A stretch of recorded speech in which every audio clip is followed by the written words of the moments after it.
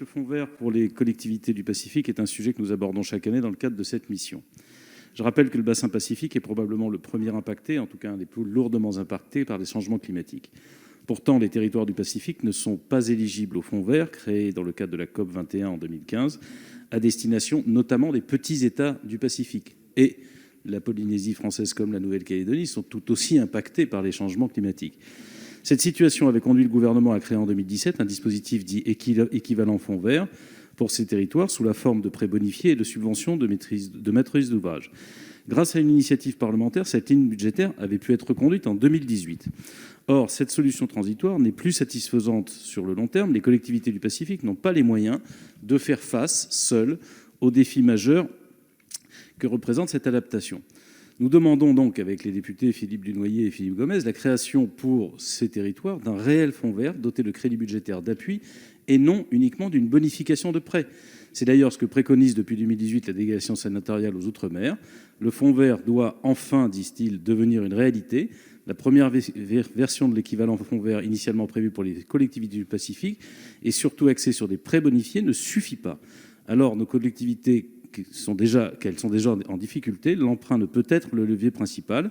Nous appelons à la création d'un véritable fonds vert dédié à l'adaptation de nos territoires face aux risques réels, doté d'un budget d'appui aux collectivités. Vous comprendrez, monsieur le ministre, que cette année, où les collectivités, tout à l'heure notre collègue de Polynésie le rappelait, mais c'est vrai aussi en Nouvelle-Calédonie, sont fortement impactées par la crise économique et la crise Covid, il n'est pas possible de leur faire porter ça par des prêts bonifiés. On a besoin de pérenniser un véritable fonds vert pour les accompagner.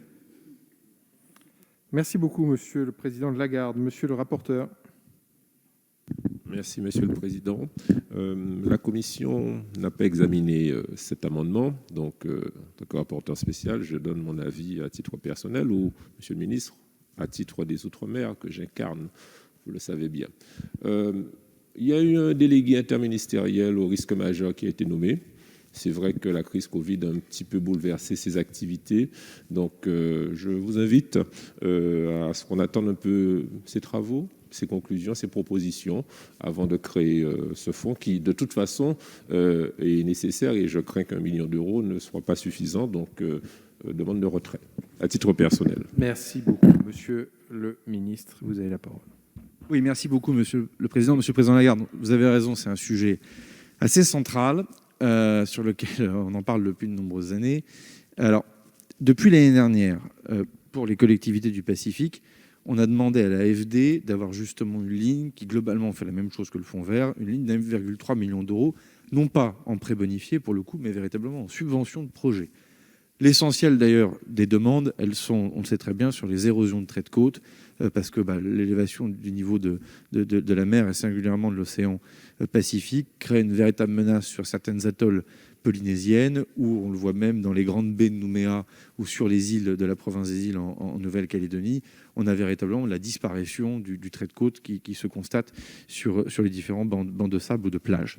Ce 1,3 million d'euros a quasiment été intégralement consommé en 2020. Ça, au moment où je vous parle, je peux vous le dire, donc c'est une bonne nouvelle parce que ça permet de mener un certain nombre de projets.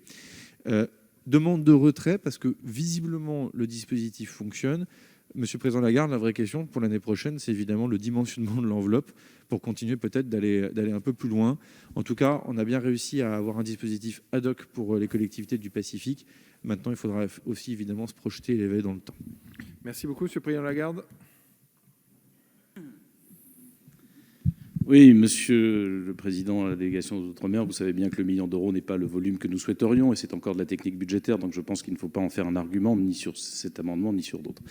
Deuxièmement, Monsieur le Ministre, je note que vous avez la volonté d'avancer. C'est une nécessité. On ne peut pas les laisser seuls face à cette situation, paradoxale d'ailleurs, d'aider les États étrangers, cependant que nous n'aiderions pas nos propres compatriotes. Vous comprenez par exemple qu'en Nouvelle-Calédonie, quelques personnes peuvent en faire leur chou gras pour notamment expliquer que la France les maltraite. Et dans les circonstances que vous connaissez, sans doute n'est-ce pas une bonne idée. Je profite de cette intervention, Monsieur le Ministre, pour vous rappeler qu'hier, une autre question se posait dans le cadre budgétaire à laquelle vous n'avez pas pu répondre dans le temps qui vous a été imparti, qui est que, puisqu'on parlait d'emprunt, il y a une autorisation de 28 milliards de francs pacifiques autorisés en emprunt dans le cadre de la crise. Vous avez laissé entendre lors de votre visite que ça pouvait se transformer pour partie en subvention, ne serait-ce que pour prendre en charge les frais inhérents à la crise en termes d'indemnisation des chômeurs. Nous souhaiterions savoir si c'est effectivement le cas ou pas.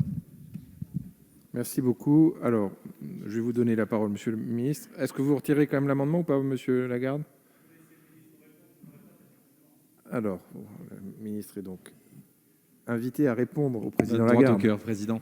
Non, je me suis engagé à regarder les dépenses sanitaires, pour être tout à fait précis. Vous savez que c'est un des rares territoires de la République Covid-free, comme on dit si bien, en mauvais français, et que, évidemment, les quatorzaines déclenchent des coûts pour le gouvernement de Nouvelle-Calédonie. C'est une spécificité évidemment propre à ce territoire, même si sur d'autres territoires, évidemment, on travaille à ces sujets-là. Je salue le député Clairaut pour Saint-Pierre-et-Miquelon de s'être mobilisé également sur ces sujets. Donc, je me suis engagé non pas à regarder les dépenses économiques en tant que telles du gouvernement de Nouvelle-Calédonie, mais les dépenses sanitaires. On est en train de faire une comptabilisation de cette affaire-là avec le DRFIP et les services du gouvernement, et on le regarde à notre niveau à Paris.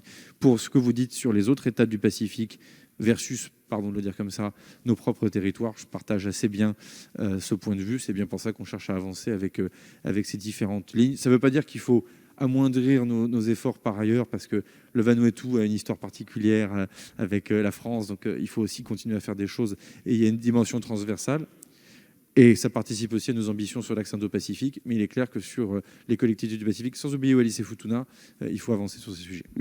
Merci beaucoup. L'amendement est retiré.